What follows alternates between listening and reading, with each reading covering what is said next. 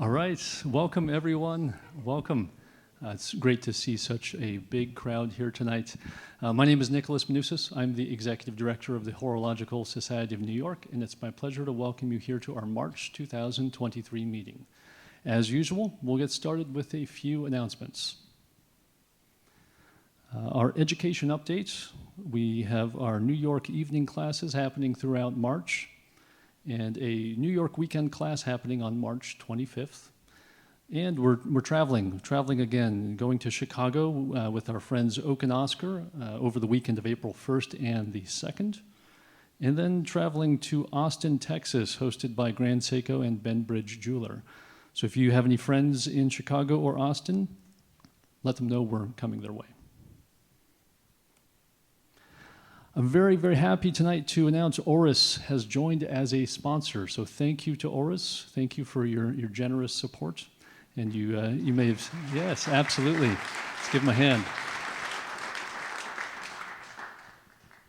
You may have seen our sponsor grid growing and that title slide. So it's really a pleasure to welcome more sponsors to HSNY.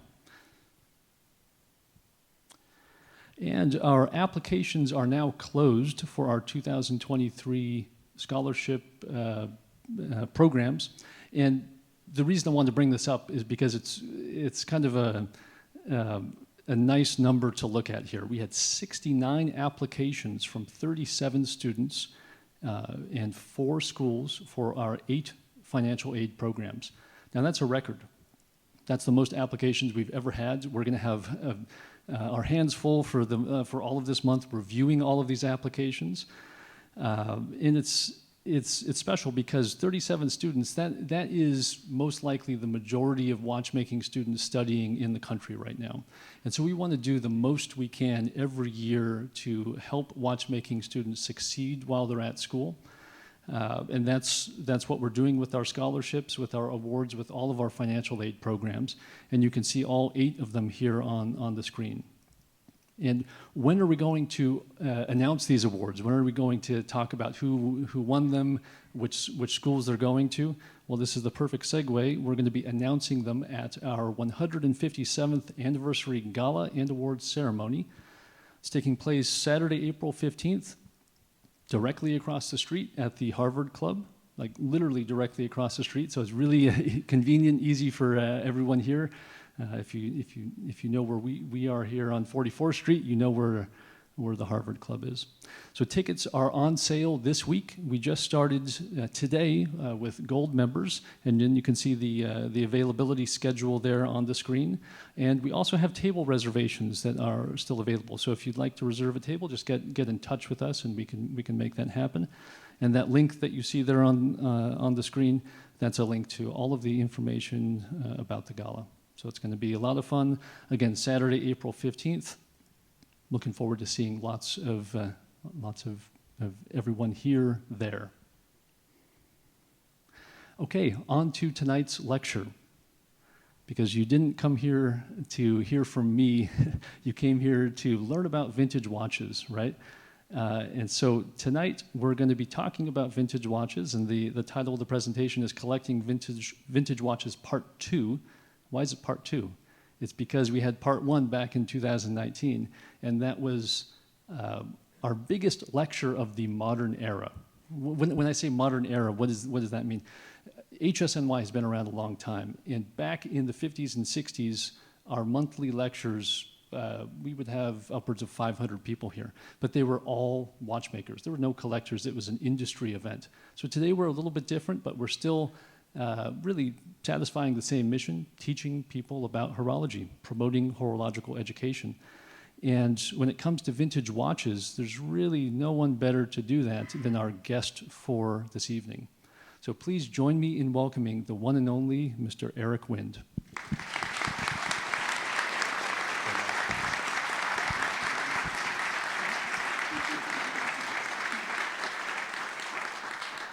Thank you so much, Nick. It's an honor to be back. It's hard to believe it's been 4 years since that last talk. It feels like it's been, maybe 2 years at most.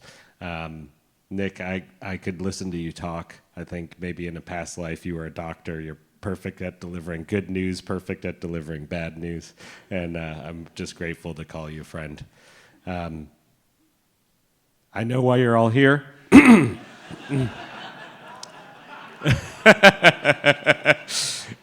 We all want to see what the Crown's going to come out with at the end of the month, but I've got my thoughts, but you won't hear them tonight, don't worry.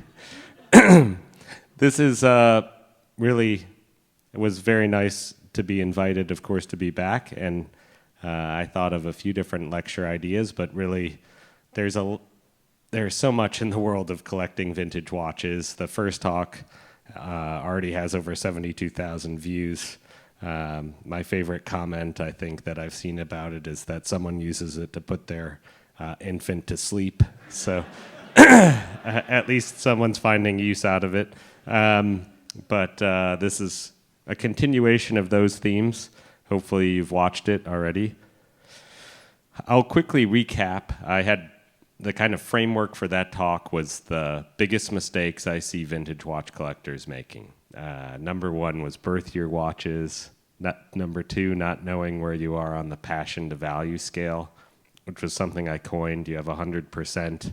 Are you mostly buying it for value, investment? Maybe you're 60 to 70% about the investment side, 30 to 40 on the passion, or maybe you're at 70 to 80% on the passion side. The point I was making is that generally the people who are much more passionate and detail-oriented are really rewarded in the long term because that's sort of where the market's going, people wanting the best examples of things and special watches, not just average condition. Number three, not thinking independently. There's more to life than Rolex, Patek, and the icons, but not many people got that message 4 years ago, unfortunately. Number four, focusing only on full sets. 5, buying rarity over condition. 6 is just more of a technical thing, but still important, not recording serial numbers and photos of your personal collection. This is important in case you have theft or fire or other loss. 7, not realizing the right strap or bracelet can make all the difference for your enjoyment of the watch. Number 8, doing it for the likes on Instagram rather than for personal pleasure. 9, not having an exit strategy when you purchase them. If that's something you do want to sell in the future, you have to think about it when you buy them. 10, not having the right tools, the UV flashlight, Geiger counter, loop. 11, try to make your watches water resistant if possible. Some, of course, can't be, but it's a good thing in general. I've seen various watches destroyed due to moisture, water damage, etc. 12, the best watches typically don't make it to Instagram. 13, believing everything you see in a watch auction catalog is original. And 14, not understanding watch auctions. What's changed since 2019? One, it's sort of a continuation, but condition still trumps rarity, rarity, rarity. Condition is the new rarity, and the multiple between the great and average keeps increasing. So, classic example, this was in May 2019, so 2 months after I gave my last talk. A beautiful Rolex Submariner reference 5508, small crown, that I understand was found in a storage unit auction where an estate sold a unit because they thought it was mostly trash bags inside. Someone bought the unit for maybe $100, thinking it's a lot of trash. Inside the trash bag was this beautiful Rolex Submariner and a lot of gold coins, including doubloons and other things that the owner had hidden in trash bags to keep people away, but too effectively. So that watch went for $500,000, which was a record for a small crown Submariner. That's kind of the high watermark. The watch on the right is often the type of small crown Submariner we see out in the world. You know, was offered that watch maybe 2 months ago, and unfortunately it had gone through a Rolex service. Rolex changed the dial and the hands, the bezel insert, and the bracelet.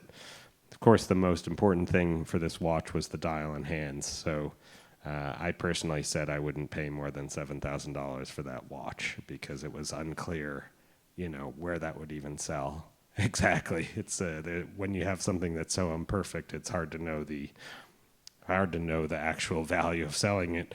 The sad thing is when people send a watch in, for service and spend sometimes $20,000 or $30,000, and that's what they get at the end of the service. Something that's not even worth what they just paid for the service. So that's a huge value, a huge multiple. Say it's a $10,000 watch. That's a 50x multiple between your average condition that we see out there and exceptional condition. Number two that we've seen the last 4 years, the explosion and decline of hype watches. My quote during the Q&A 4 years ago was, "It's hard to imagine that watches that are trading for double retail will remain that way forever. It's very hard for me to imagine 5 years from now these things being double retail still." I was very wrong. I wish I had a I wish I had a crystal ball, but I was extremely wrong. So I can tape that and put it on the mirror and stay humble in the morning.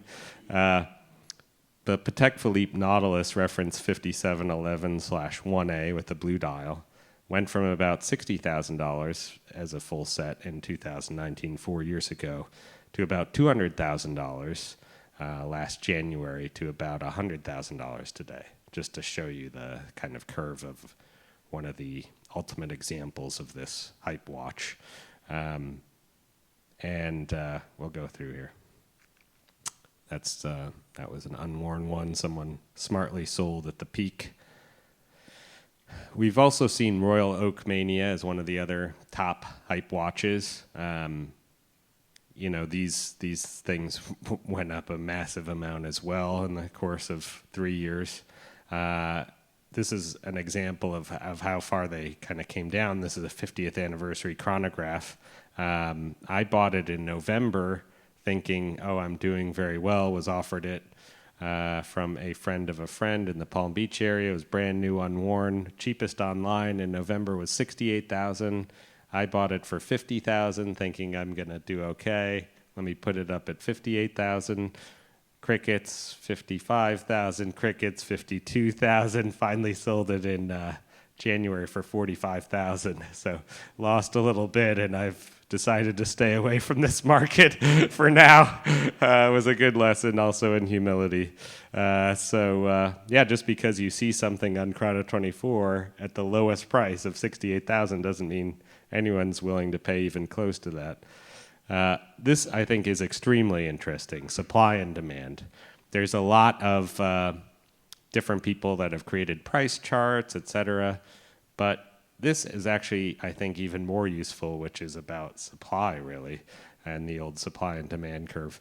So looking at Patek Philippe, looking at the total pieces on the market from November 2020 to 2023 last month, it's not that much different, but the Nautilus went from 2,500 in 2020.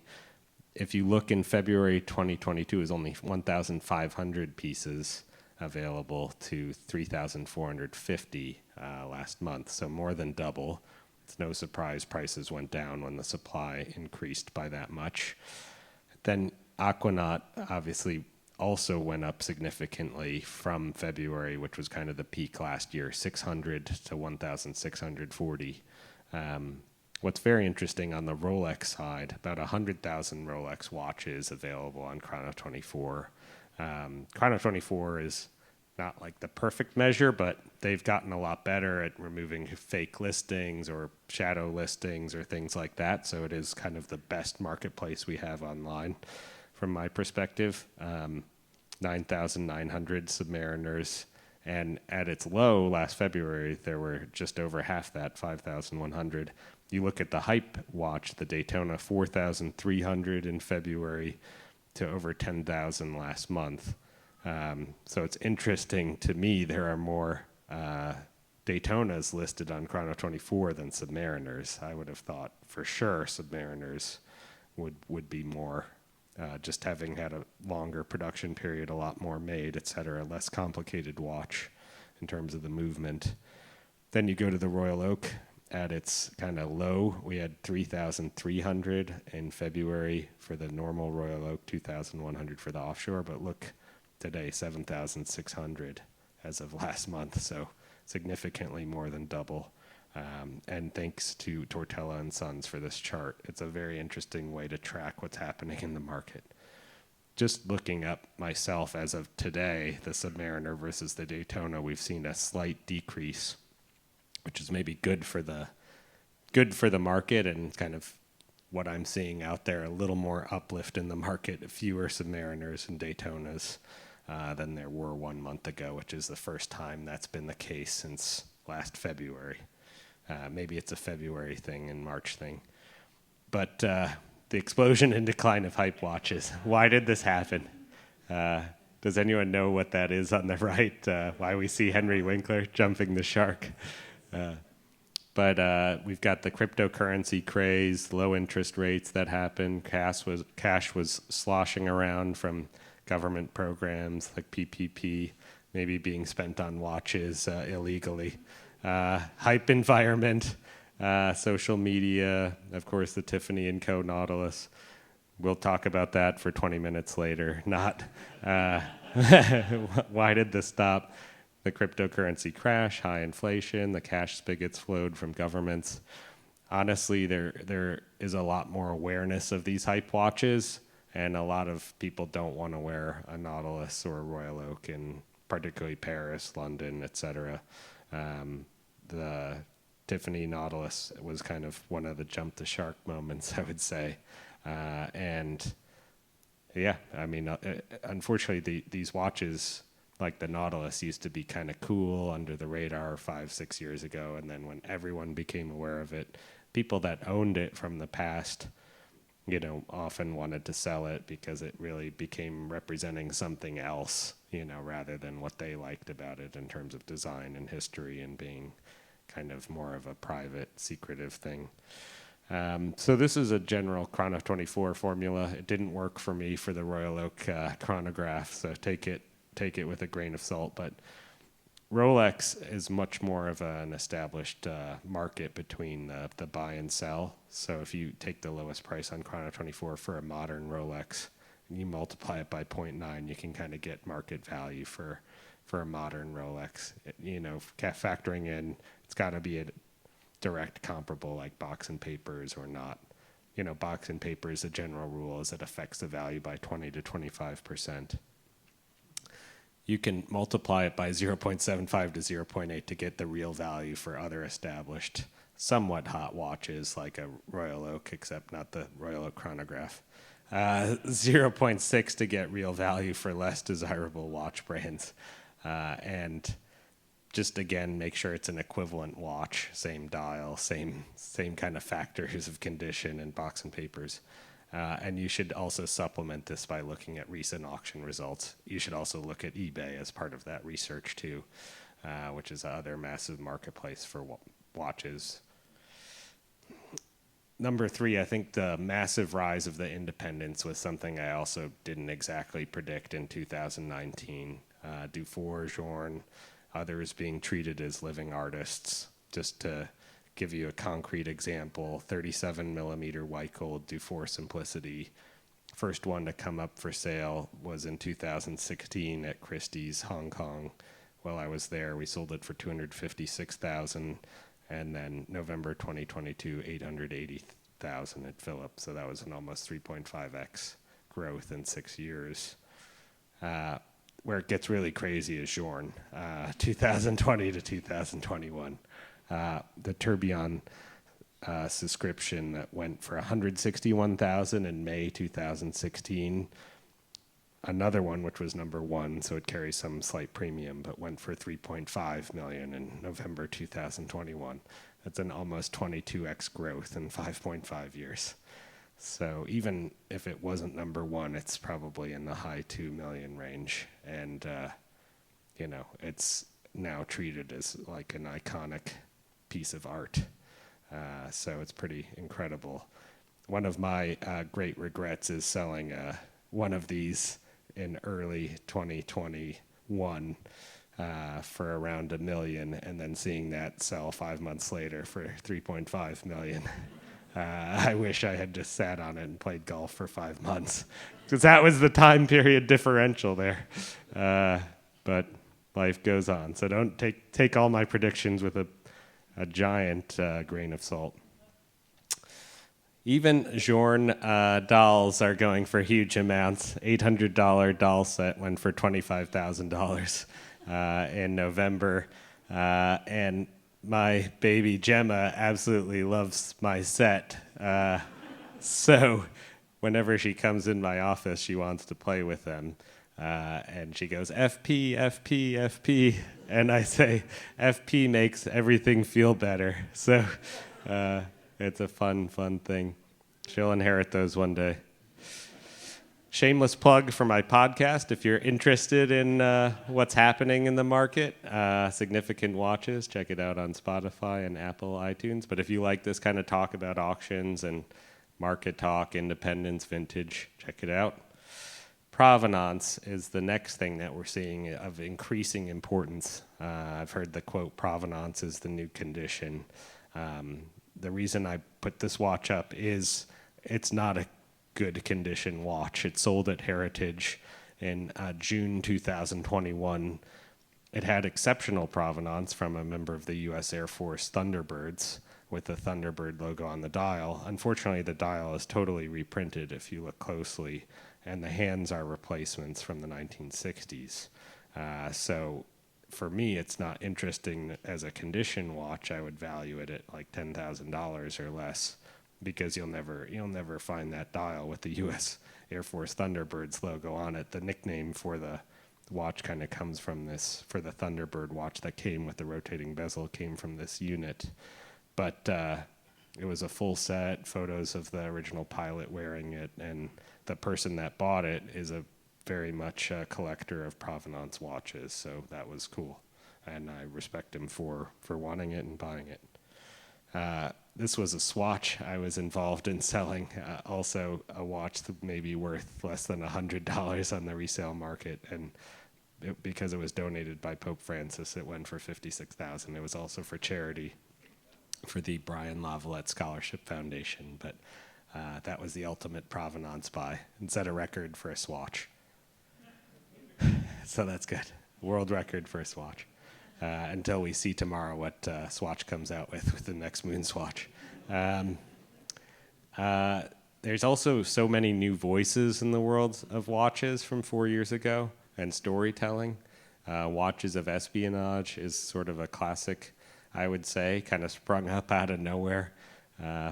Former CIA case officer really talking about watches that interested him and the relationship between watches and spycraft and war. I strongly recommend you sign up for his Dispatch email newsletter. Very interesting. Also, it's interesting because probably over half of his 107,000 followers are really not watch people, as he puts it. They're people more interested in spycraft and everyday carry kind of stuff, knives, guns, things like that. And he's really kind of struck a nerve with that crowd, and it's really cool what he's done. Strongly recommend the GQ Box and Papers newsletter from Cam Wolfe, who writes about watches for GQ, and also the new site Daily Grail Official that just started just over a week ago by J.J. Owens. Really awesome site, and excited to see what happens with it. But, this is exciting to see kind of new platforms developing and new voices in the world of watches. Also, we're seeing a lot more women collectors, which has been extremely exciting. My colleague Charlie Dunn and I were so excited at Wind Up Watch Fair to see so many women coming in October to look at vintage watches, and it's been a lot of fun.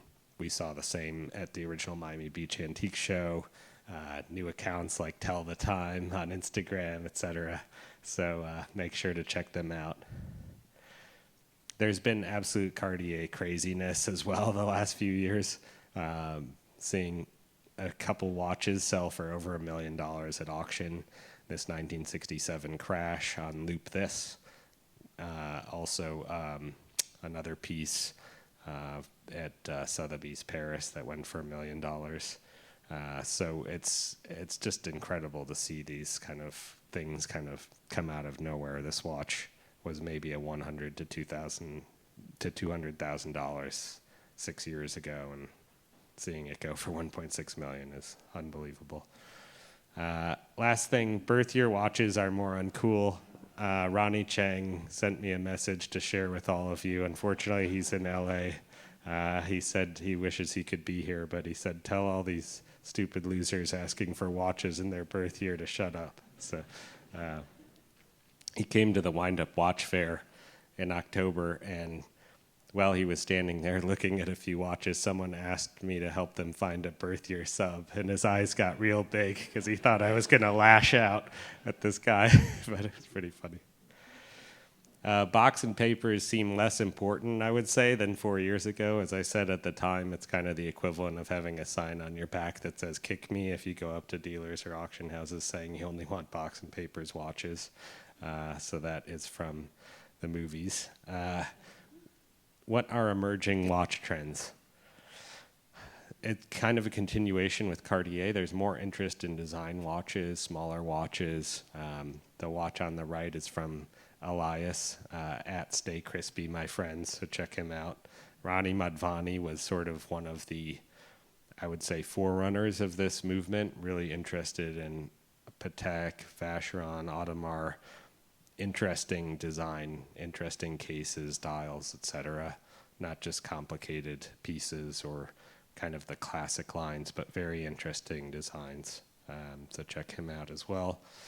IkePod watches have kind of burst onto the scene after no one really cared about them for quite a while. I strongly recommend the article by Tony Trena on Hodinkee. He interviewed Mark Newson. These are just interesting watches that kind of bridge the worlds of horology and design. And Mark is certainly one of the most influential designers of our lifetimes. Vintage Piaget and kind of similar watches in that vein, you know, something other than Cartier. Great designs, great movements, definitely undervalued, and seeing more discussion about these pieces. Engraved watches, earned watches, logo dials has been an interesting trend. You know, 4 years ago, people were more reticent to buy something that had an engraving on the back, and now it's something people like a lot more. It's part of the story of the watch, the provenance and the history, and it adds a little bit of a mystery. I don't know who Frank or Dave were, but I thought it was very cool to see that on the back of the watch when I bought it recently and saved it from being melted down. Vintage watch bracelets. You know, Gay Frere made incredible bracelets. Rolex bought them quite a while ago, but they made bracelets for Rolex, Patek Philippe, etc., and they really can complete the look of a watch. Manufacture pre-owned and vintage watch programs, also something that continues to emerge. Vacheron has had a program for quite a while where you can purchase watches that they have, you know, restored or serviced. Oftentimes they've done more things to the watch, like redone the dial, etc. Jaeger-LeCoultre just did an amazing program called The Collectibles, and they did a book about it, their kind of initial collection of 13 watches. I believe all 13 have sold, and it's very exciting to kind of see them promote their heritage that way. And now Rolex, of course, has a certified pre-owned program, not really vintage oriented, but it's very interesting to see them enter the space, of course, and was massive, massive news in the world generally, not just in the world of watches. One thing that I also see emerging are kind of what we call the collector arc. A lot of people start with an interest in the sport watches. Like for myself, the first watch I was really aware of, luxury watch, was the Submariner. And so we kind of start with things like the Submariner, Daytona, GMT Master, etc. But as time goes on, it's not a surprise to see people either wanting to fill out the collection with other pieces or just have more interest in time-only complications like the 3940, etc. I think back in 2019, I said the two references I'm asked for most are the Explorer 1016 and the Patek Philippe Perpetual Calendar 3940. I think that's probably still the case, in fact. So they've risen in value, significantly, but I think there's probably room to go. I wish I had a stockpile of them in the back, but certainly something you should think about adding to your collections, just because I can't see the future as it's obvious, but it seems to me like this is a good place to put some money if you like the watch. Don't just buy it if you don't like it. There's new interest in pocket watches. Gary Steingart is a big fan, as you can see, and thank you for being in the audience. Check out It's Been a Long Day. Dave, check him out as well. They're just beautiful objects. They're incredible value propositions for both the size, the amount of gold, the size of the dials, the craftsmanship that went into them. And if you look at vintage Patek Philippe pocket watch, it might be $4,000 or $5,000 at the low end, which is just a little bit above kind of scrap gold. And if you want to buy a brand new Patek Philippe pocket watch today, it's $56,000 retail, and they sell. So you're getting something for a tenth of the cost. And for my preference, I prefer the older pieces. There's a continued interest in retailer signatures. This is just kind of a continuation of what we've seen the last few years. On the left, you see a Serpico Ilaino from Caracas, Venezuela. On the right, two different Tiffany pieces. And they're interesting, of course, on Rolex, Patek Philippe, all different brands. And I kind of like the obscure ones like Dobbies in Nairobi, Kenya, you see, and some other very interesting retailer signatures. It's part of the story of the watch, like engravings. A pet peeve that I have, and I think a lot of others have, is there's nothing left to discover. In fact, there are always new brands, models, books to discover, even old auction catalogs you can buy for a few dollars on eBay. That can give you a lot of interesting insights into collecting in the past, and also some ideas of watches you might not have seen before. There's just a lot that's out there, so it's important we remember that. I think it's important to discuss sort of the approach for buying a pre-owned watch. I touched upon this a little bit 4 years ago, and there's different approaches here. So we'll start with auction. I talked about this at the end of my talk in 2019, but there's more I wanted to talk about. So if you're looking at buying a watch from an auction house, you should do your research. Definitely the most basic thing is Google the serial number. Look for the watch on Google image search, Instagram. You might be surprised what you see, who's owned it previously, etc., or if the watch looks different. You've got to check out the trends on prices.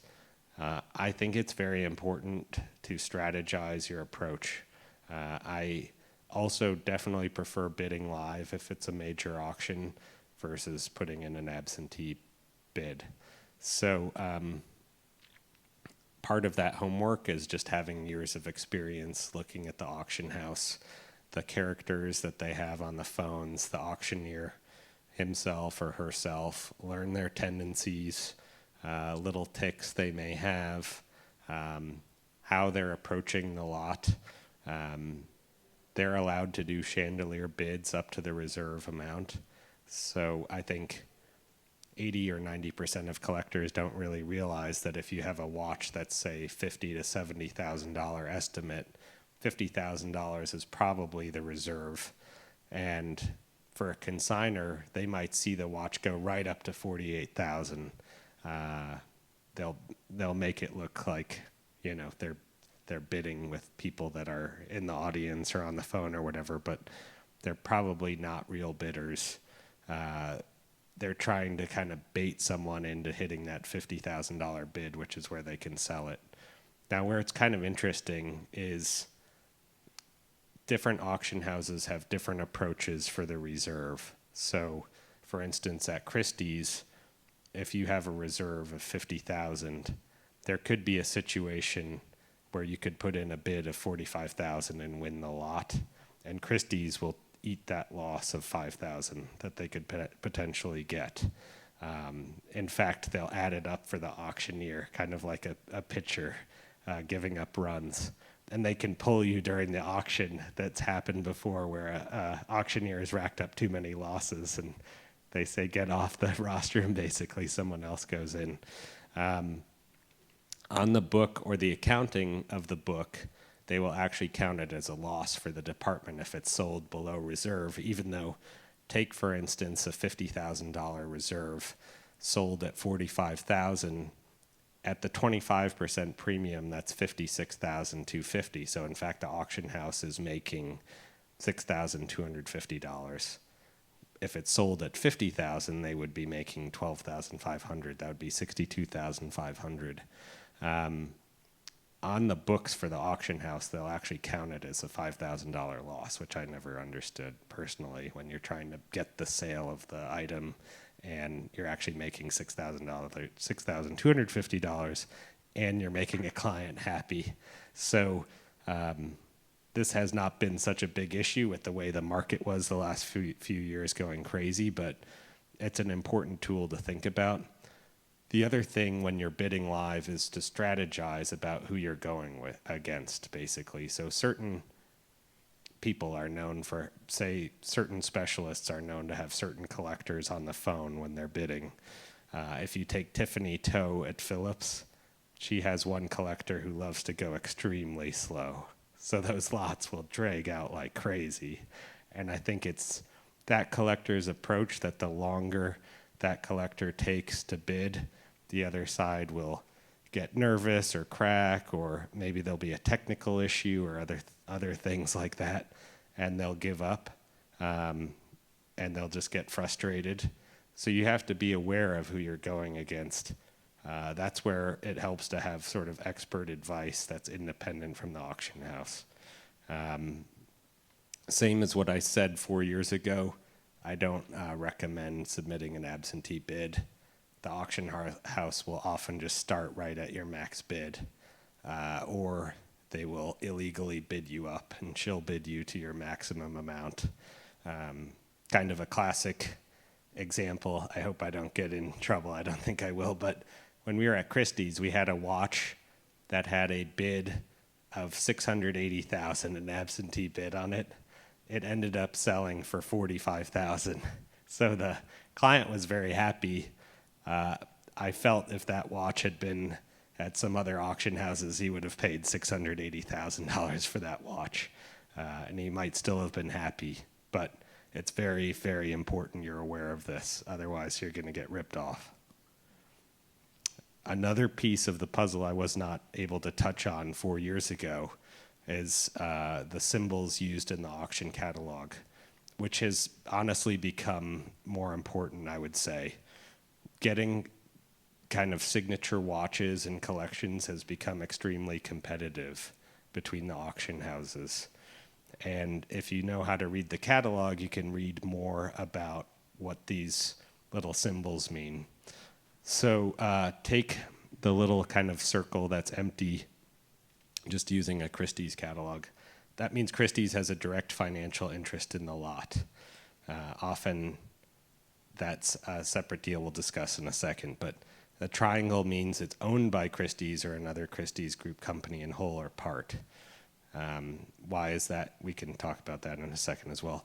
The diamond filled in, Christie's has a direct financial interest in the lot and has funded all or part of our interest with the help of someone else. That's essentially a third-party guarantee. The little dot means it's offered without reserve, which is just a good thing to know generally because you can sometimes scoop something up cheap. There's a little kind of tilde, which means it's got the material from endangered species, which is the strap typically. So it's an issue if you're having the watch shipped in from international to here because they often won't include the strap, and on some watches that is actually a critically important part of the watch. On some it doesn't really matter. So I don't want to read this verbatim, but essentially you can read it yourself later when this is on YouTube, but there are lots that the auction house may have purchased to resell. Sometimes there are lots the auction house owns for some odd reason, like a private treaty transaction or private sale that went wrong. you always have to essentially ask why they might own the lot. Was it part of a big collection? Like Christie's had sold watches from the Samsung family collection because of after the kind of top Samsung guy passed away, his family couldn't afford all the taxes, so they sold all the watches, and they had to compete to get that collection.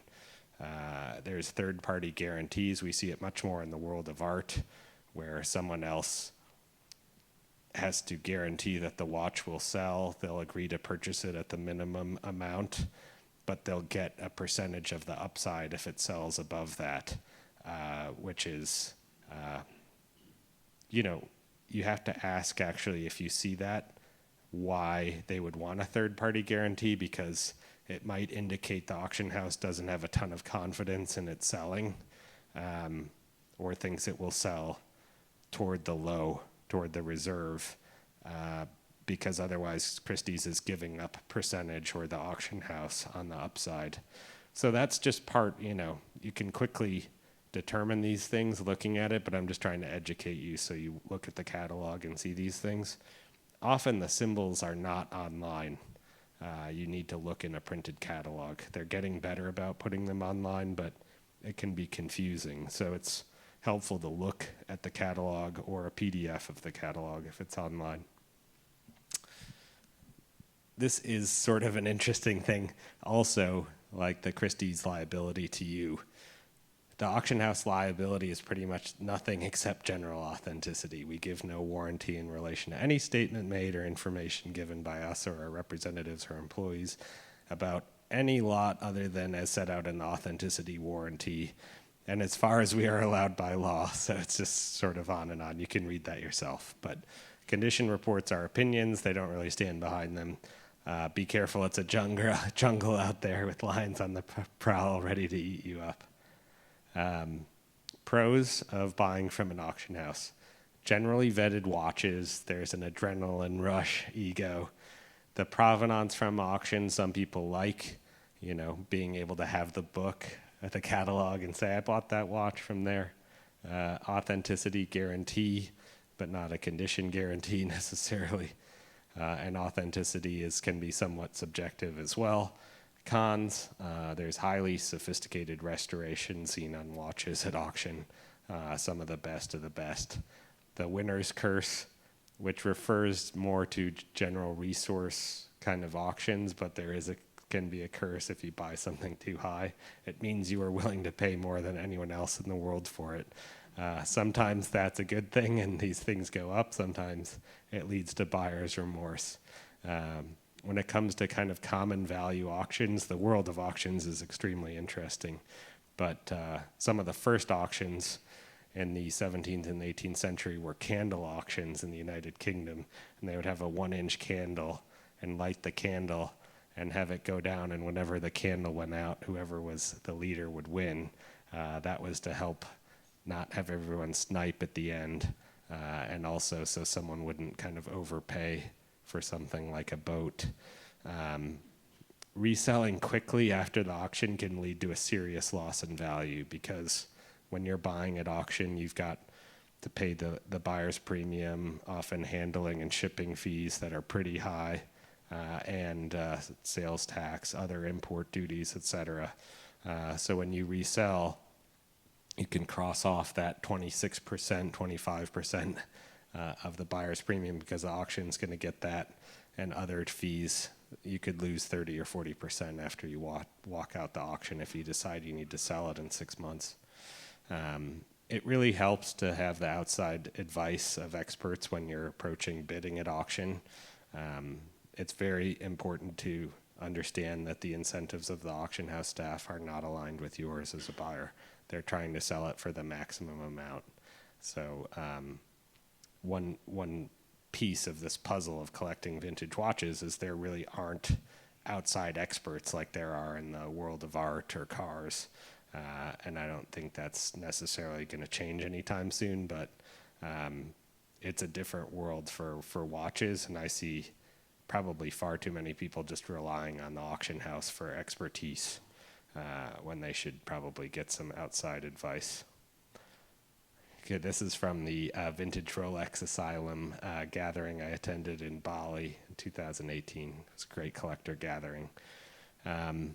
Buying from a collector, you've got to do your research on the watch and the collector, and especially ask why they're selling it. Sometimes the collector knows something you don't, and that's asymmetric information. Pros, again, they're generally vetted watches like auction.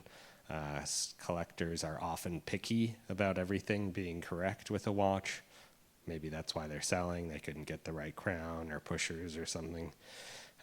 It can sometimes be a positive to say who owned the watch previously. Sometimes it's a negative depending on the reputation of the person. Cons, there's no warranties or guarantees typically. Collectors know the market and often charge the top of the market or more. Otherwise, they wouldn't want to be selling it. And they're not, this isn't what they do for a living. Typically, they do not help you if you decide you want to sell it down the road. I sometimes say that the best dealers are collectors. They can charge tippy top of market and will say they have no responsibilities to the buyer later. So just be aware of that. From a dealer, you've got to do your research on the watch and the dealer, same as with the others. If I can make one little personal statement for Chrono 24, I prefer people approach me directly rather than through Chrono 24. Chrono 24 takes about 6% of the transaction, which is significant, particularly if you're only making 10%, and they take weeks to pay. 3 weeks, 4 weeks to pay in some cases. eBay as well takes a big chunk if you go through there. So I would say use only as needed or for protection. A pet peeve of mine is when I look on my Chrono 24 and see, "Hi, Eric, a big fan of yours. I'd like to buy this through Chrono 24." And then you're kind of stuck. Pros, generally vetted watches from a dealer, wider awareness of what is available in the market. There's often a lot of, negative sentiment toward dealers, I would say, for collectors. Some collectors really say they hate dealers, et cetera, but it's an ecosystem. I've tried to change people's minds about, good behavior, be helpful as a dealer, be informing the public rather than just holding all the information in. But some of my colleagues are not so great. Cons, some dealers are reliable, but some are not reliable, essentially, and will not stand behind their product. Some dealers sell Frankenstein restored watches without disclosure, and some dealers will give you a positive experience, and some will not. And just a pet peeve here, don't ask if the watch has box and papers. This dealer will certainly tell you or list it if it does. Huge percentage of the time, you have something listed. It says it does not have box and papers even explicitly, and then people ask if it does.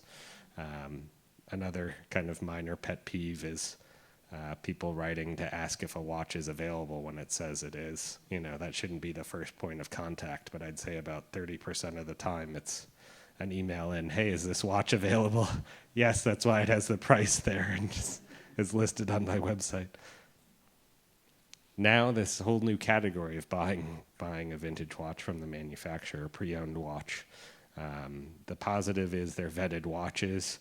You have the provenance of buying it directly from the manufacturer through something like a certified pre-owned program, service warranties. The cons, these watches are often over-restored.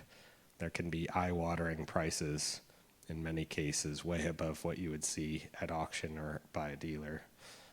And they might not help you should you want to sell it later.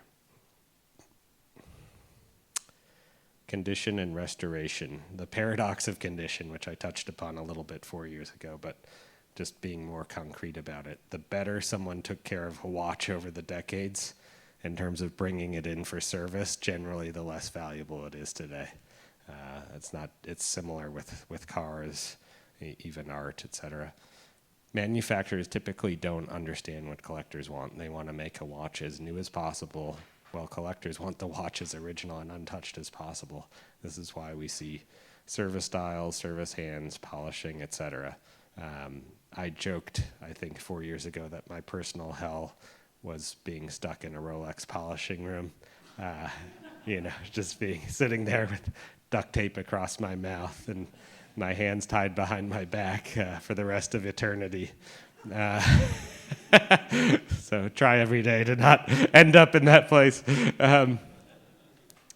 The positive, I heard just supposedly March 1st that Rolex is changing their polishing policies, and now rather than doing it as an automatic de facto item when you bring it in for service, you have to opt in to do it, and they charge an additional fee of something like $185 or something like that.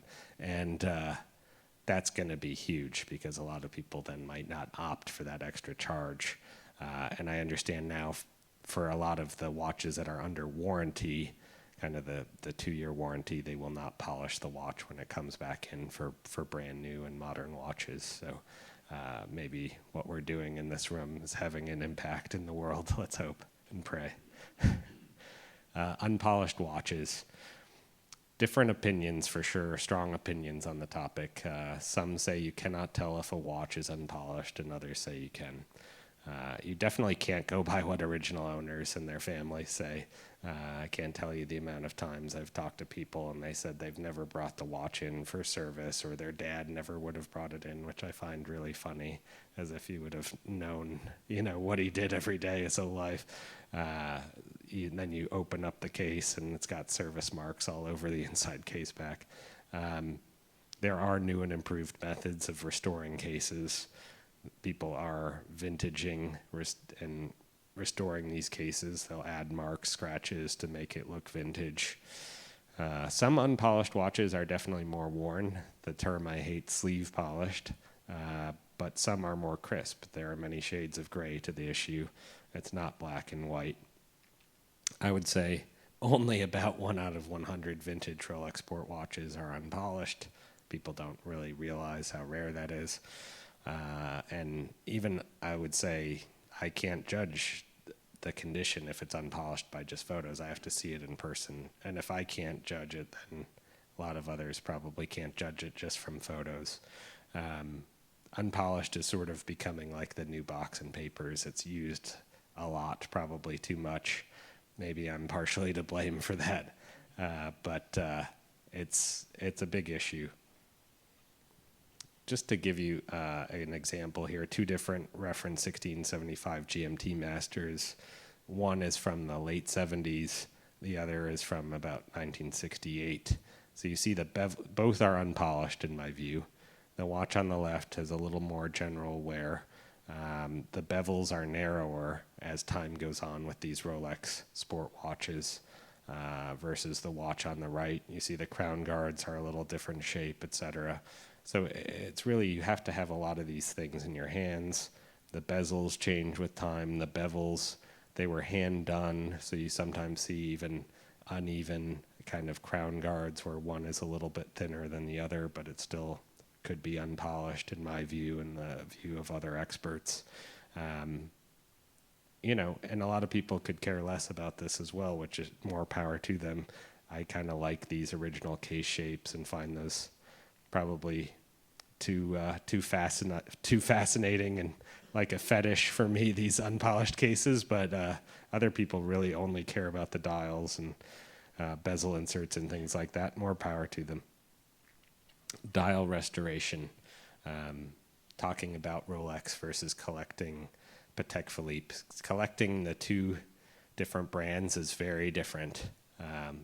Most Patek Philippe and many Vacheron Constantin dials had the text done in hard enamel, which was applied in engraved areas. This is prior to 1960. The dials were designed so that they could be cleaned and restored many times to essentially last forever, whereas if you just had black paint on the dial, it would fade with time, with UV, etc. The hour markers on these watches, which were made by Stern Frere, the dials, were designed to be removed before the cleaning and restoration and then put back on after that process was completed. It's almost impossible to find a reference 1518 perpetual calendar chronograph or early 2499 that has an untouched or unrestored dial. And many don't like the look when they see how it looks without restoration. Again, we're talking just a few in the world that probably have untouched dials. There were 281 reference 1518s made, and I certainly know of only a couple that have original dials, or a few. This is a $24.99 that Christie's sold. That was signed Serpico Lionel. This was pretty amazing watch because it was so raw and untouched. But you see there are kind of marks on the dial, etc. There's very crisp apertures. If you look at the month and the day of the week, that's one thing to look at in terms of dial restoration, how crisp those little apertures cut into the dial are. And also around the moon phase, very crisp there. And the hour markers don't show any signs of having really been removed and replaced, being a little bit off center, which you sometimes often see when the markers are removed. Here's two more dials that are, in my view, untouched, all full kind of hard enamel there. The watch on the right I find very beautiful, was found when I was at Christie's. But you have that kind of patina throughout, and people think of it as a kind of a patina dial. But, finding one of those with an untouched dial is also pretty much impossible. Levels of dial restoration. I would say 99% or more of vintage Patek Philippe watches pre-1960 have restored dials. The kind of lightest level is a soapy wash with a soft brush or fine sandpaper to remove impurities of the surface or those spots that naturally happen. Most of these watches were not water resistant.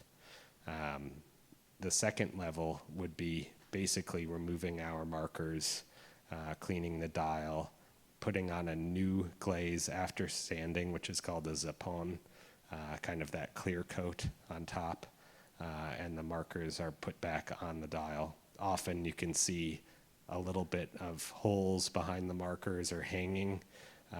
Essentially, if you looked at that 12 and could kind of see the hole where the 2 was attached at 12, you see that on a lot of important Patek Philippe watches because of the numbers being taken off and put back numerous times. The third level, this is kind of getting more invasive with time. They remove the zapon and the background color of the dial. The plate is fully polished, the background color is redone, and then you add that new protective glaze, which is the zapon. The calendar cuts often lose their sharp edges in this process if you're looking at a 1518, 2499, 2497, etc. And then the fourth level is totally polished dial, resatined, resilvered, re-enameled, and or restamped, finished with a new protective glaze or zapon. By the way, that can be a very attractive look, that fourth process, but it becomes a negative if it's advertised as a totally untouched dial, which it often is in condition reports or by dealers, etc. Special thanks to Eric Tortella and Sons for that. This is, as I said, 99% of these styles are restored. The watch on the left is mine, very cool sector dial. If you look, the top of the A,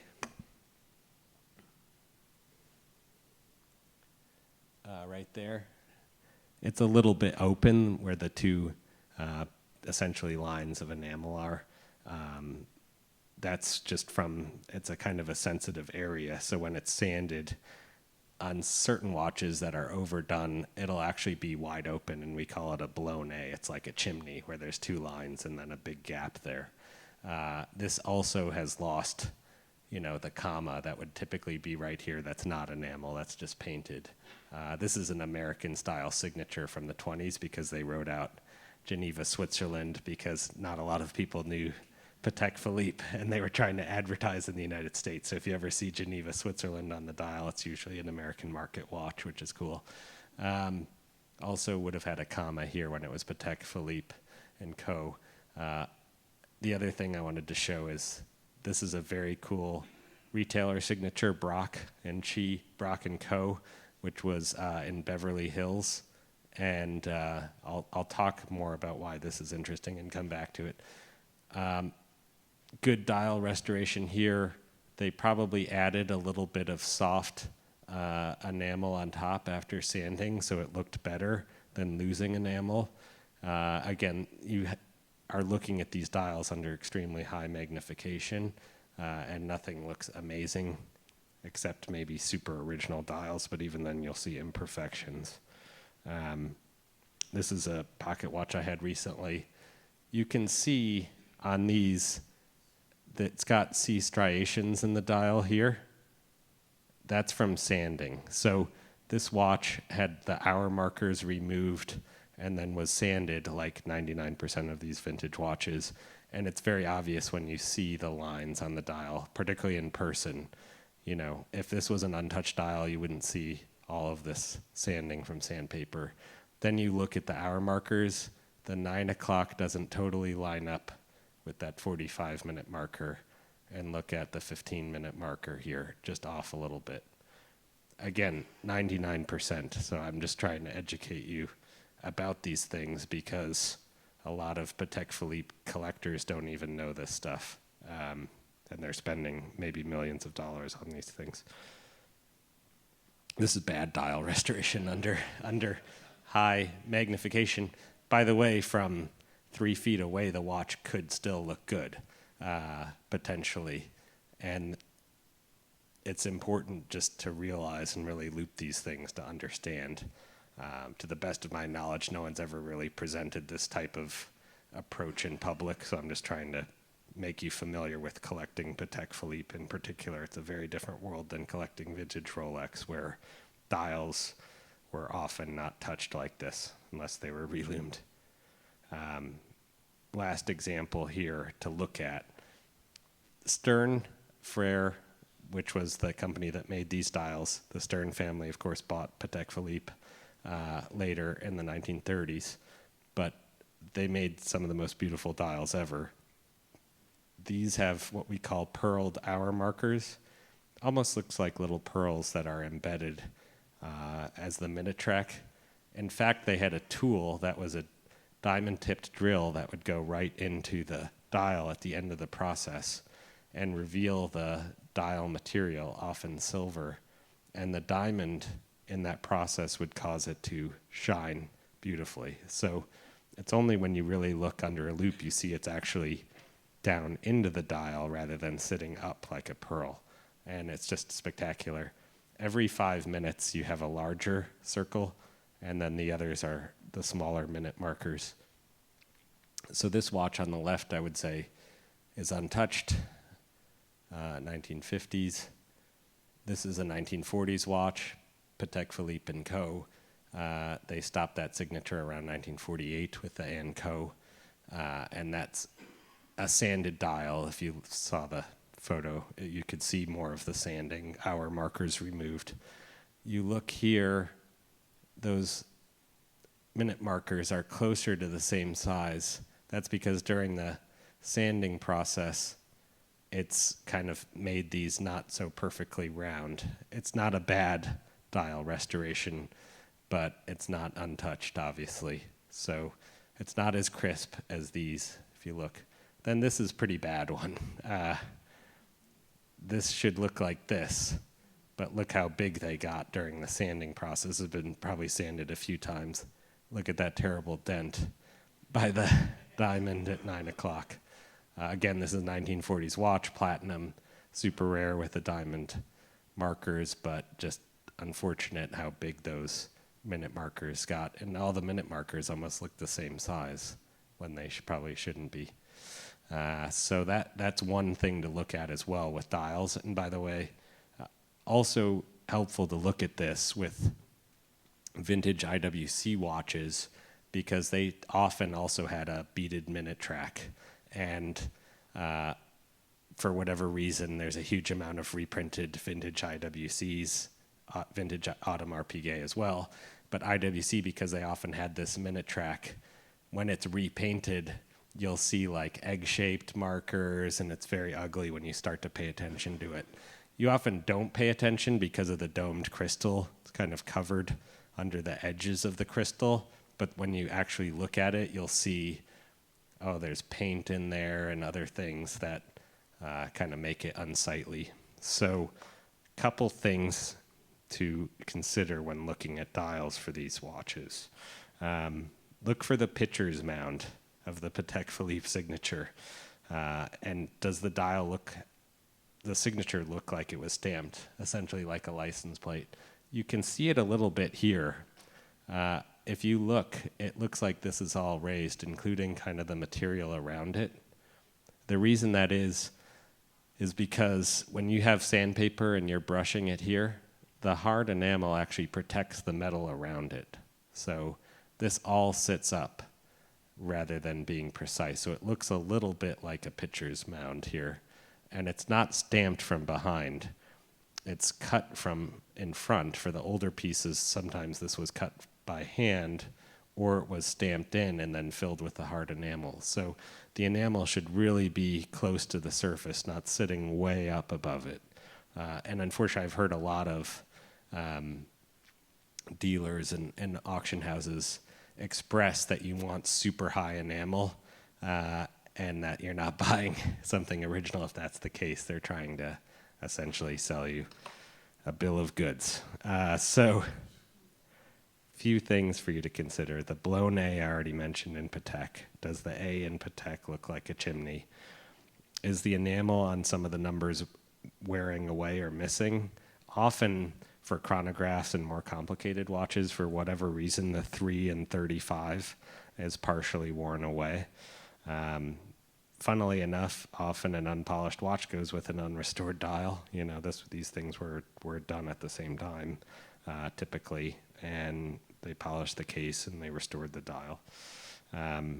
Eric Tortella had a good quote, I think, about the restoration aspect. I'm not trying to cause people not to collect Patek Philippe or anything like that, but he said, we need to distinguish between a good restoration and a bad restoration. Another way would be to say an invasive restoration or a conservative restoration. An invasive restoration does not mean that it is a bad restoration unless the process has not been transparent and honest with the community, and of course the owner or the future owner of the watch. Some purists want the least intervention possible, while others want the best restoration possible. I think it's very analogous to collecting vintage cars. Some people want like the Ralph Lauren collection where everything's super restored, like going back in time to 1927 to buy that Bugatti off the lot, whereas other people like to see the nicks on the pane and the kind of original parts, and you know, it's a different approach. For a lot of collectors of these high-end pieces, reference 1518s, 2499s, etc., they actually want something to look like they went back in time to the 1940s, 50s, 60s to buy the watch new.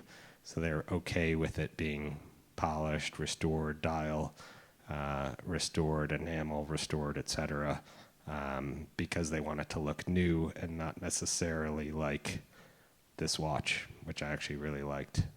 But of course the dial had some spots and things, moisture, etc.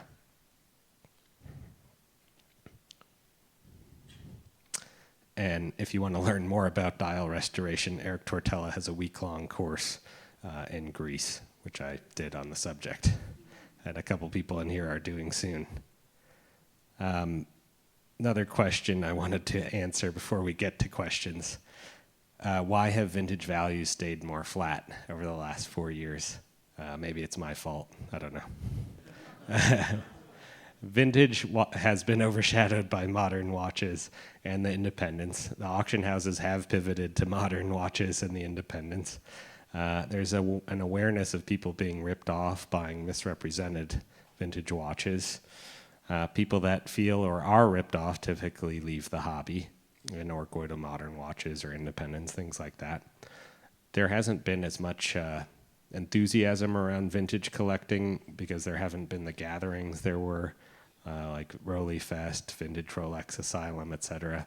I understand Jeff Hess is organizing a Rolly Fest, so go see him, Manhattan Raleigh, if you want to go and bribe him to get in. There's no equivalent for vintage watches to vintage car shows, essentially. There's no juries, awards, things like that. We've seen incredible enthusiasm around exhibition of vintage watches, like the Oak collection in London, which was a brief brief thing. There were so many people that went to that, traveled from around the world to go see that collection. So I think there's incredible opportunity there. There's no independent grading of vintage watches, but stability is good. I think people should collect vintage watches because they love them, not because it's trendy, not just because it's like a little secret society where you start quoting reference numbers to each other, but because you actually like them. My wife said it gets really crazy when we start talking about, when I'm meeting with collectors and start talking about 570s and 2499s and 3417s and all these numbers. It's fun. It becomes not even English anymore. It's just series of numbers said back and forth. Grading. There's GIA grading for gems, independent grading authorities for sports cards, coins, comic books, and video games. Vintage watches don't have this, but would certainly benefit. Who would have thought a vintage video game, Super Mario Brothers, would go for $2 million? Superman comic book for over $5 million. Mickey Mantle card for $12.5 million. 1933 Double Eagle for $19 million at Sotheby's. Just incredible. Thought I'd end with 5 timepieces I would like to have in my personal collection. If I can shamelessly plug these, if you see a great example, let me know. And I get asked this a lot, so I put this at the end so I can send people the talk and say, watch this, and you'll see the answer and get more YouTube views. But I view both parts of the talk really as an important basis for people to understand these things. And when people approach me and say, I want to learn about vintage watches, I say, talk to me after you watched now part 1. So it's helpful. Breitling Duograph reference 791. I fell in love with this watch, which is owned by Fred Mandelbaum at WatchFred on Instagram, and have been dreaming about it since last year when I saw it in Zurich at a Breitling event. I love the Rolex Milgauss 6541. I think it's such an unusual, cool watch with the lightning bolt hand. It's, I think, a positive. It doesn't have any lume. You don't have to worry about lume falling out of the hands or radiation, anything like that. And I just think the honeycomb dial, the hands, everything is so cool. I like the smooth bezel, the rotating bezel. I'm not picky, just picky on condition. I love the Rolex Paul Newman Daytona. For me, it's an object that, of course, is all hyped up and, you know, has kind of jumped the shark, not quite to the level of the Nautilus and the Royal Oak, but it just looks like an object that came from 200 years in the future, in a sense. Very cool watch. I love the 3940. Again, I would like to get an early platinum example in case you see any. And last, a watch that I had, a timepiece that I had in my hands and I regret every day letting go of, and I'm reminded of my error frequently, the Hodinkee travel clock.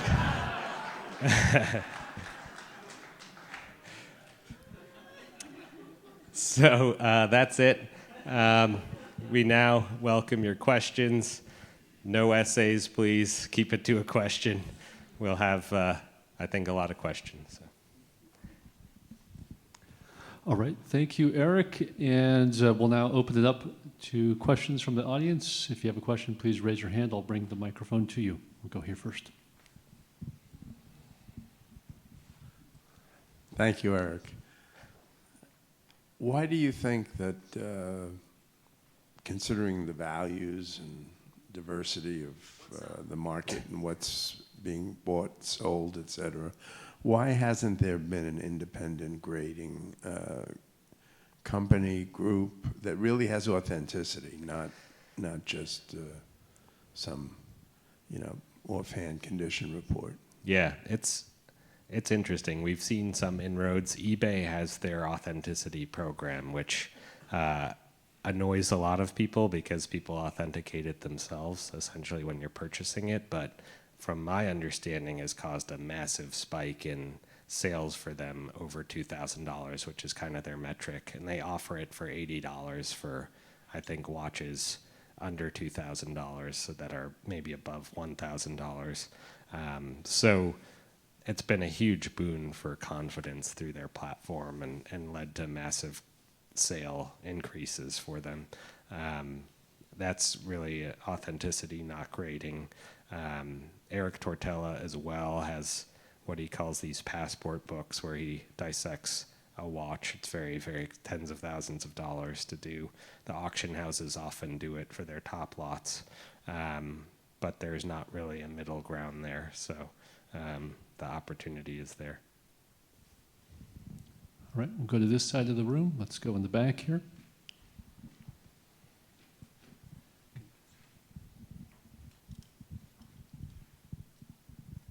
Hello. I was just wondering what your thoughts on the case restorations where they build the lugs back up to maybe original or close to. It's interesting. So in some cases, I've seen that laser welding make cases, I would say, twice as thick, the lugs, as they were originally on unpolished examples, which I find pretty funny. I've seen it with Daytonas from the 1960s, where the lugs look like thicker than a 1980s 6263. And I basically am thinking they're comparing the wrong Daytona with what that should be. So they're kind of making it like a maxi Rolex case, today. But I think if it's disclosed, it can be okay. I hate toothpick lugs as much as the next guy, where the lug looks like a toothpick when it's not meant to look like a toothpick, when it's like a Rolex Submariner or something. But I think there can be, as I mentioned before, kind of good restoration and bad restoration, and there's definitely gradations of the work that's being done. Some is good and some is bad. Thank you. The other thing, actually, I didn't mention is, gold cases are even easier to restore, because it's essentially you're just adding gold back on. And where it gets problematic is when you have hallmarks added back, which is happening with these things.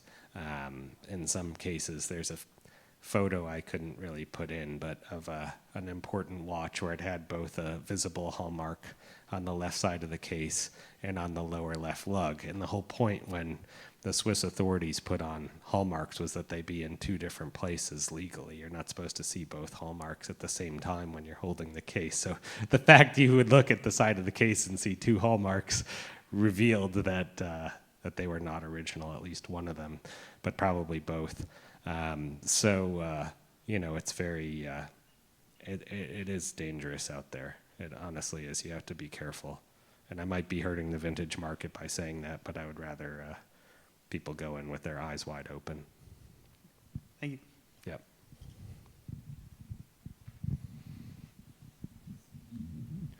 Any questions on this side of the room? All right. Hi, you mentioned condition and provenance as leading drivers for collectors.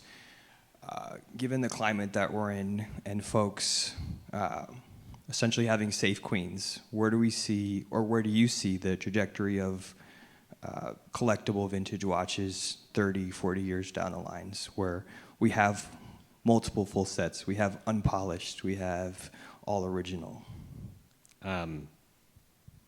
You can never listen to my advice, as I said, with regard to what happens in the future. But, I think what attracts me to vintage watches are just the fact that these watches have stories to tell, the way they were made, the character, the patina, those sorts of things.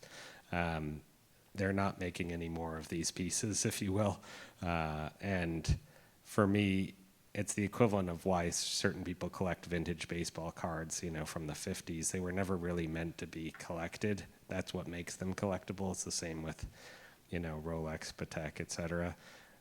When it comes to the modern pieces, I know so many people that just bought, Batgirls and have just put them away in the safe thinking they're going to be future collectibles. The same thing happened with sports cards in the 1990s and 2000s. Everyone just bought boxes and thought they'd be valuable like the 80s and older, and there's no real value there because everyone had the same idea. So I personally think there's a lot of positives about vintage watches. There's a lot of opportunities, as I mentioned, for these things to grow in value. There's really not that many of them on the market.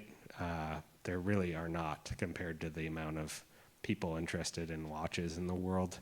I think one thing I didn't mention with what's changed the last 4 years is just there are millions more people that are interested in watches now than before. The Moonswatch is kind of emblematic of that, and the excitement around that, kind of like sneaker culture, but even bigger. So I think that there's a huge opportunity for the world of vintage watches. Of course, watches generally, but particularly vintage watches.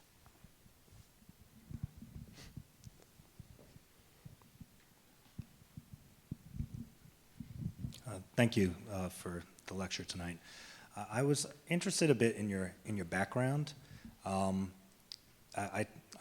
tell you, I looked at your LinkedIn profile, and you had a career pre-watches. You've been doing this for a while. Was there like a light bulb moment where something occurred, something happened where you said, this is ostensibly a hobby, but I can make it a career, I can make it a living? Can you point to that? What would that have been? It was interesting. So I started writing for Hodinkee out of passion.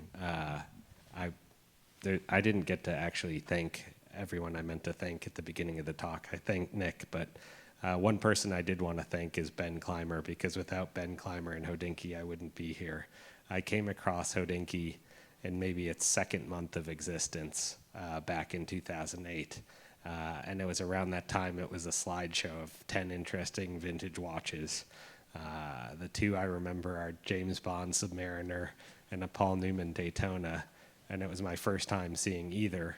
And I was like, wow, those are so cool. Those are maybe even cooler than modern Rolex watches. Also, I'm grateful to my parents for their guidance, and I'm especially grateful to my mom because after my grandparents passed away, she gave me the Hamilton Neal that started my journey.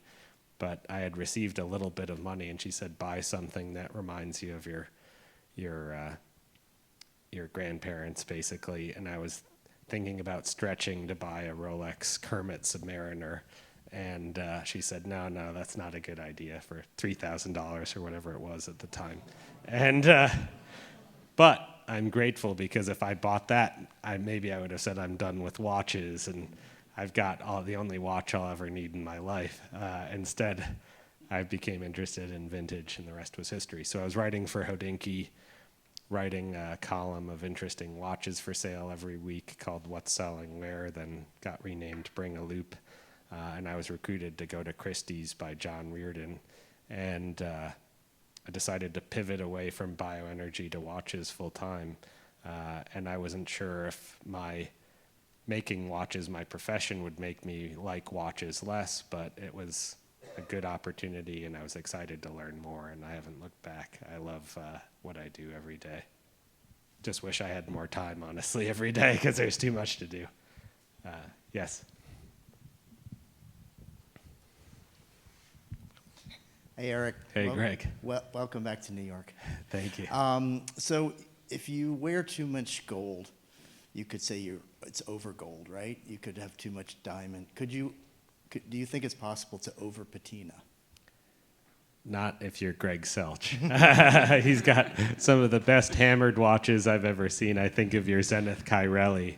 And check out his Talking Watches on Hodinkee with Greg Selch. I think the only over patina would be like some watch that's spent a decade on the ocean floor and the movement's totally rusted and things like that. I showed a Speedmaster movement in my 2019 talk that looked like it had spent some time down with the Titanic. But, I think it's really in the eye of the beholder. There's so many different approaches in the world of vintage watches.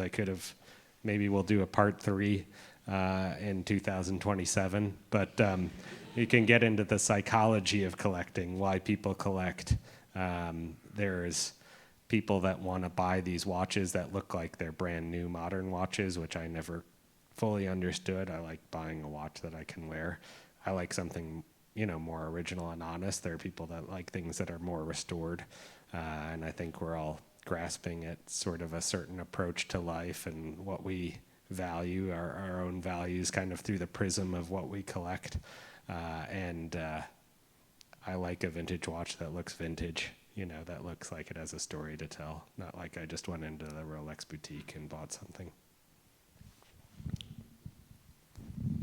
Hi, thank you for the talk. A lot of the conversation is around how the watch looks, restoration, that kind of thing.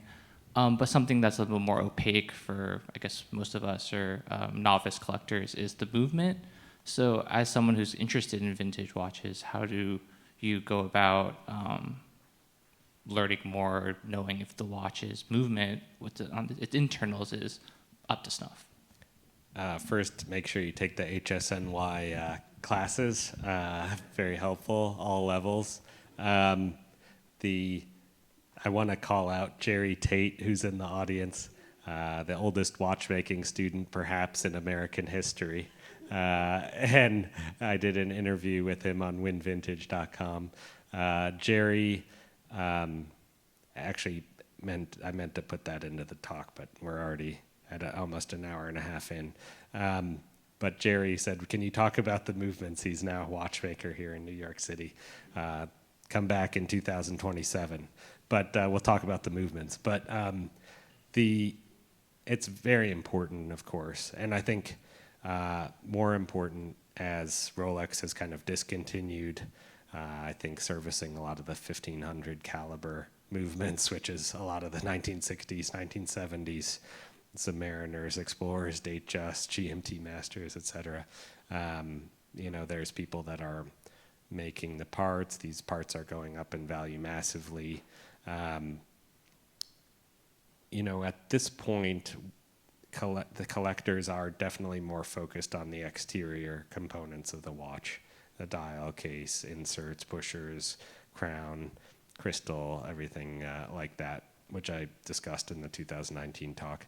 But I think movement's becoming more and more important. And for people that are buying $1 million watches, particularly vintage, they're wanting kind of a total dissection of the watch. They want to see the back of the dial. They want to see the part of the movement you don't see. They want to know maybe how many times the screws have come off the watch, which you can kind of tell by analyzing the ridges, the type of screwdrivers even the watchmakers used, scratches, and other indications beyond just the surface marks on the inside case back. Movement conditions becoming more and more important. And, not so much the accuracy, but the originality. People like a watch that's never been apart before. Kind of like when I went to the Cavallino Classic in Palm Beach at the Breakers, people loved this Dino because the engine had never been apart. It was maybe the only one that was still with the original untouched engine. It's very interesting to see for sure what's happening in the collecting side, and the mechanics are important. Let's do two more questions, then we'll wrap it up. There's one here, and then we'll go to Jerry. Hey, Eric. Yes. I thought it would be fun if you gave us some homework, actually. Are there any corners of vintage watches that you would personally like to see more scholarship done, let's say, over the next 4 years? That's a good question. I think vintage Longines. I know you like vintage Longines a lot. You have an awesome one, but that's a fantastic area. I like scholarship, but that is looking back at the original ads for these watches. My colleague Charlie Dunn likes to hunt through various databases online to see, advertisements for Audemars Piguet back in the 1950s and 60s. There's a lot of things that are emerging as more things are digitized. I think I like what Nick Gould's doing on Instagram, going through old photos of people on various databases and seeing, the supreme commanders of NATO were all wearing Rolex watches from the 60s through the 80s, and these race car drivers were wearing these watches. I always love seeing his account, so more research done on that. And I think, there's just opportunities for more great watch books for sure, with interesting watches, the stories they tell. A Man and His Watch was kind of a huge seller because of that just approach, simple approach, but very exciting to pick up and look at.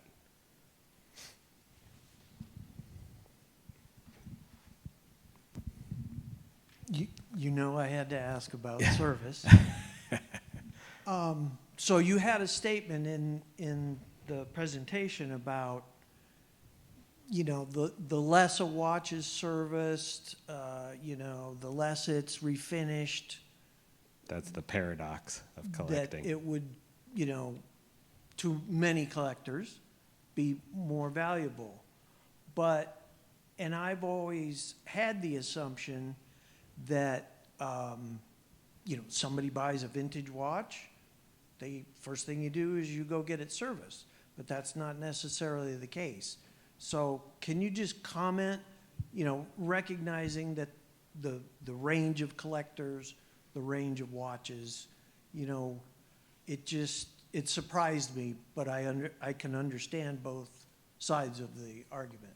Yeah, I think if a watch is going to be worn regularly, it's important that the oils are up to date, that you're not doing kind of permanent damage to parts that are hard to find for vintage watches.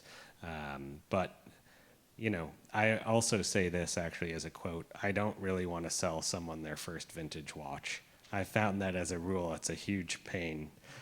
One, because they don't have other watches to rotate it with. And I think, part of vintage watches, like vintage cars, is things need to go and get serviced.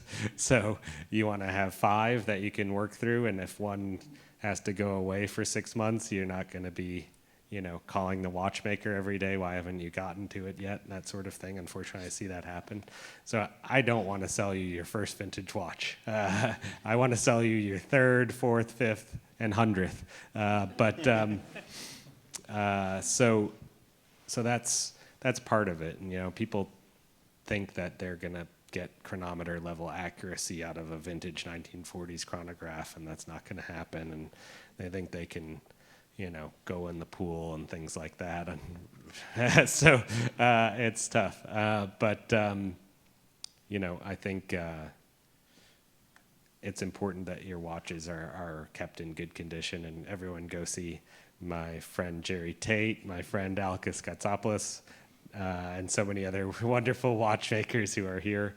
I also want to thank a few other people in the audience: Jimmy Margulies, Bill Sohn, Fred Savage, Jed, Scott, Max, so many people that are here. It's a wonderful turnout, and it's been a pleasure to be back. Well, let's give Eric a round of applause.